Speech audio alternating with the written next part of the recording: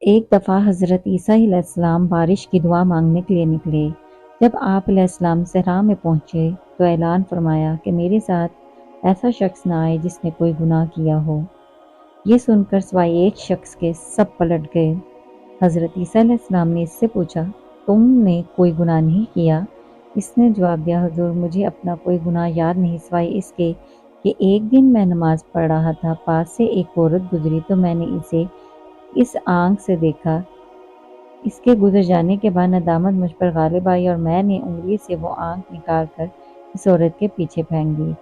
یہ سن کر حضرت عیسیٰ علیہ السلام نے فرمایا، تم اللہ عز و جل سے دعا کرو، میں تمہاری دعا پر آمین کہوں گا۔ جب انہوں نے دعا مانگی تو آسمان پر بادل چھا گئے، بارش برسنے لگی اور لوگ سیراب ہو گئے۔ سبحان اللہ۔ آج کے دور میں تو یہ حال ہو چکا ہے کہ ہر کوئی کسی کی ماں، بہن، بیٹی پر بری نظر ڈالنے کو گناہ سمجھتے ہی نہیں۔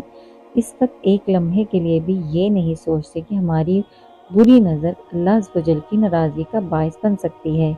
کسی کی ماں، بہن، بیٹی پر بری نظر ڈالنے سے پہلے صرف اتنا سوچ لیا جائے کہ اگر یہی کام کوئی آپ کی بہن، ماں یا بیٹی کے لیے کرے گا تو ہمیں کیسا لگے گا۔